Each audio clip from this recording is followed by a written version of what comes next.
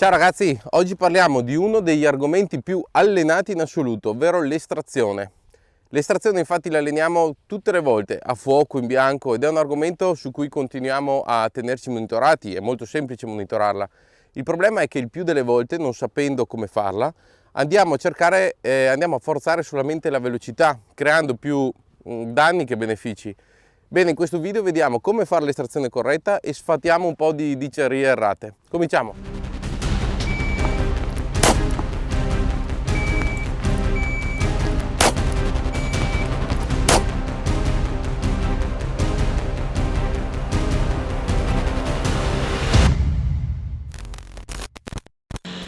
Bene ragazzi, l'argomento che vediamo oggi è un argomento molto importante perché non si limita, al contrario di quello che pensiamo, al primo colpo che spariamo e basta. C'è molto di più e adesso lo vediamo.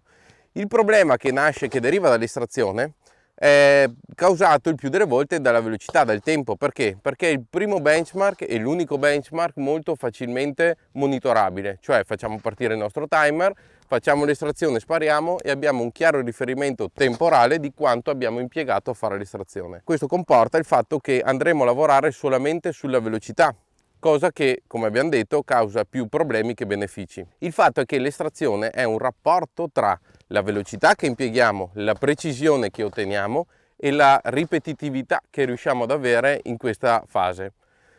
Io credo che sia essenziale avere una tecnica ben precisa sia per poterla allenare e correggere, sia per ottenere un risultato continuativo, altrimenti ogni volta andremo ad avere un'estrazione diversa dall'altra, cosa che non potrà permetterci di avere una ripetitività. Ora torniamo a fare una considerazione sull'estrazione fino a se stessa. Consideriamo di avere una gara da 10 stage e su questi 10 stage consideriamo di avere 7 partenze in condizioni di pronto.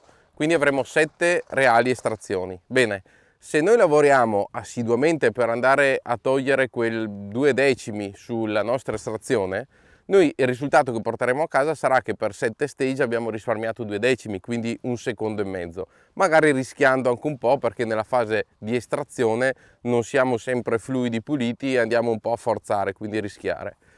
Se iniziamo a considerare invece l'estrazione come un gesto tecnico che può portarci un vantaggio anche su altre cose, i numeri cambieranno sicuramente. Mi spiego meglio.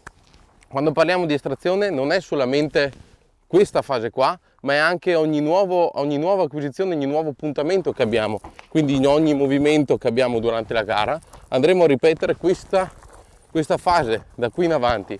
Bene, se in questa fascia, se in questa zona riusciamo ad andare a lavorare aumentando l'acquisizione di un paio di decimi, quindi diminuendo il tempo di un paio di decimi, ecco che questa azione verrà ripetuta mediamente almeno 4 volte a stage tra esercizi lunghi e corti, e su una gara di 10 esercizi stiamo parlando di 40 ripetizioni. 40 ripetizioni per 2 decimi significa che stiamo togliendo 8 secondi al nostro tempo di gara senza aver forzato nulla. Bene, fatta questa pallosissima ma secondo me indispensabile introduzione, cominciamo a vedere qual è questa benedetta tecnica. Facciamo una differenziazione da subito, l'avevo già accennata nel video delle fondine scheletrate. Ci sono 2 tipi di estrazione, da sopra e da sotto, io lo chiamo così. Quella da sopra, adesso la vedremo, è un po' più conservativa, è un po' più sicura e più semplice forse. Mentre quella da sotto è un gesto tecnico un po' più complesso, più rischioso e più veloce, ma abbiamo appena detto che veloce non vuol dire migliore. Da adesso in poi la velocità avrà un'importanza relativa per noi. Prima di cominciare però lasciatemi dire una cosa sola, velocemente. Se vi piace quello che stiamo facendo e volete sostenere il nostro canale, vi chiedo solamente di mettere un attimo in pausa il video e di iscrivervi. È gratuito, non costa niente, però ci fareste un grande piacere. Detto questo, cominciamo con l'estrazione da sopra. Bene, spacchiamo questa tecnica in 4 fasi. Stiamo parlando dell'estrazione da sopra, quindi la prima fase sarà quella nella quale... Ma che cazzo ho detto? Sarà quella nella quale... La prima fase è quella dove dovremo andare a raccogliere l'arma. Stiamo parlando, abbiamo detto, dell'estrazione da sopra. Quindi in questa fase è indispensabile andare a prendere bene l'arma impugnandola ben sotto l'elsa. Abbiamo già visto il motivo, questo ci serve a contenere, a contrastare il rilevamento dell'arma. Andatevelo a cercare negli altri video se non l'avete visto. Il punto, abbiamo detto, che dovrà essere importantissimo andare a impugnare bene e velocemente, quindi se dobbiamo andare a forzare un pochettino il tempo nella fase di estrazione, se proprio provate a forzarlo qua, nel senso che al posto che andare a raccogliere con questa velocità, potete provare ad andare a raccogliere con questa velocità. Quindi velocizzare quello che è il movimento prima di arrivare all'elsa. Da qui passiamo alla fase numero 2. La fase numero 2 è quella che differenzia il più delle volte il grosso dell'estrazione rispetto, cioè da un'estrazione buona o una sbagliata. Mi spiego perché. Perché il più delle volte vediamo che l'estrazione viene portata in avanzamento in questa maniera, quindi in avanti, ma così facendo quando arriviamo a target non sappiamo come sono allineate le mire fra di loro, non sappiamo dove abbiamo posizionato la pistola e magari non abbiamo neanche ancora lavorato sull'azione di scatto, quindi ci ritroviamo a fare tutto questo nel momento in cui siamo già a bersaglio. E succede spesso in gara, lo vedete, uno arriva velocemente sul bersaglio ma non spara perché deve fare tutte queste correzioni. Dobbiamo togliere questo tempo morto. Questo lo facciamo in questa fase. La salita dell'arma, una volta presa l'arma, dovrà continuare a salire. Per assurdo possiamo dire che dovrà passare quasi sotto il mento. Perché? Perché è da qui che andremo a portare poi l'estrazione. Questa è la fase che abbiamo appena rivisto in tutte le acquisizioni. La nostra acquisizione ripartirà da qui. Sarà una tecnica che sarà sempre quella, per quello che riusciremo ad avere un risultato sicuramente migliore. Detto questo, abbiamo detto che raccogliamo l'arma, da qui saliamo, andiamo a accoppiare le mani sull'arma all'altezza del plesso solare, per capirci, e da qui passiamo alla fase 3. Nella fase 3, da qui, dovremo cominciare ad andare in puntamento.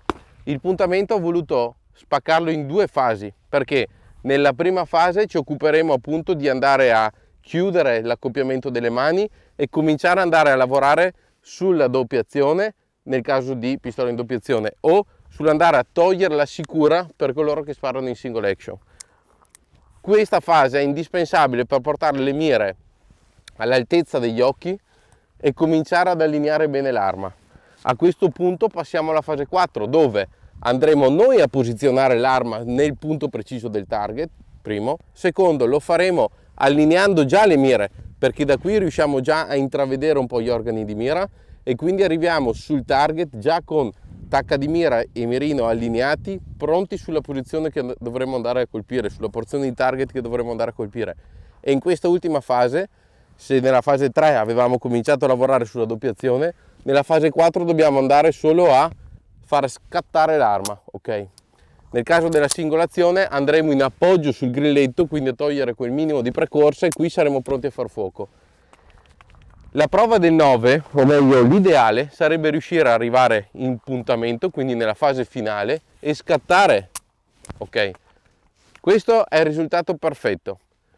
Per farlo non stiamo lavorando sulla velocità, anzi stiamo investendo tempo, stiamo rallentando, ma il tempo che investiamo lo andiamo a togliere dal tempo morto che abbiamo alla fine. Quindi nel momento in cui abbiamo la massima estensione andiamo a fare fuoco.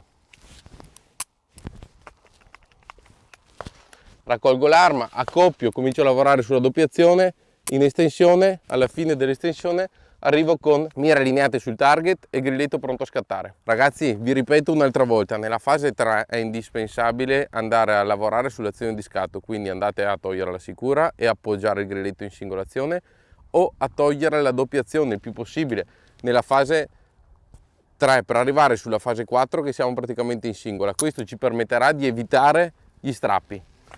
Detto questo, ricolleghiamoci al discorso che abbiamo fatto inizialmente, quindi sull'acquisizione. Siete d'accordo che lavorando con metodologia la fase 3 e la fase 4 avremo sicuramente un vantaggio nel momento in cui andremo a fare tutte le nuove acquisizioni durante la gara, che si arrivi a uno spostamento lungo, corto, in avanti o indietro? Sarà sempre la fase 3 e 4 quella che riprendiamo in mano ogni volta. Ecco che se abbiamo un metodo e tutte le volte non ci inventiamo qualcosa, è più probabile che riusciremo a essere efficaci e a risparmiare tempo, quello che abbiamo detto prima.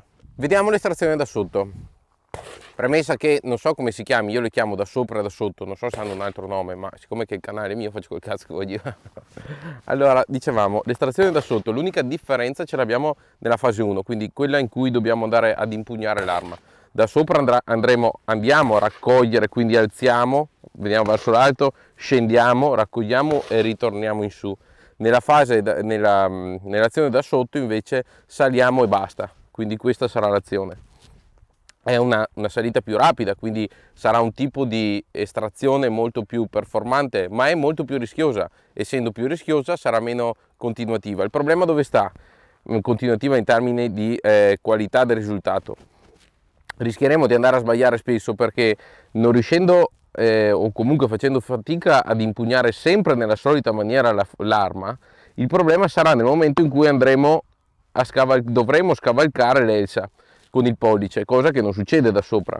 In questa fase qua, se abbiamo impugnato bene, ok, non sarà un grosso problema, ma se, come ho appena fatto, impugniamo leggermente, in maniera leggermente sbagliata l'arma, mi diventerà difficile riuscire a scavalcare l'elsa e questo andrà a compromettere quel poco di vantaggio che avrei potuto avere. Ecco perché ritengo che questa sia un gesto tecnico, insomma una tecnica molto più raffinata, molto più difficile e quindi che prevede un sacco di allenamento in più. Credo che sia una tecnica che possa essere sfruttata, e nel vero senso della parola, quando dico sfruttata vuol dire che deve essere sempre precisa, non bisogna mai sbagliare, quindi bisogna veramente allenarsi tanto, che deve essere sfruttata da professionisti ed è il requisito, la tecnica che avvalora la funzione della fondina scheletrica, aperta insomma. Ma per tutti gli altri e soprattutto per chi inizia, io mi sento di consigliare senza dubbio l'estrazione da sopra. È più tranquilla, nel senso meno rischiosa, e nel momento in cui andiamo ad afferrare l'arma partiamo da un punto fermo, diciamo così. Ricordatevi comunque che a prescindere dall'estrazione, che l'estrazione sia da sopra o da sotto, quindi cambierà la fase 1, però da qui in poi la fase 2, 3 e 4 dovranno essere uguali, identiche.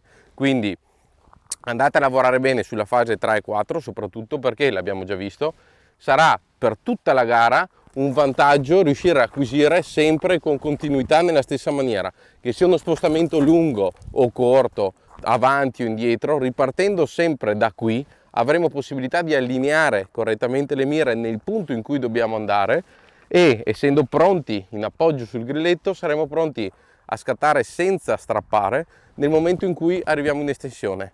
Questo ci garantirà quel piccolo vantaggio che dicevamo prima, che sommato fra tutte le azioni ripetute in gara creeranno una grande differenza. Bene, io vi saluto, questo video è stato lunghissimo, spero che vi sia servito, che vi sia piaciuto. Se vi è piaciuto fatemelo sapere, se avete idee diverse o avete qualche spunto da darci, siamo sempre qui ad ascoltarvi.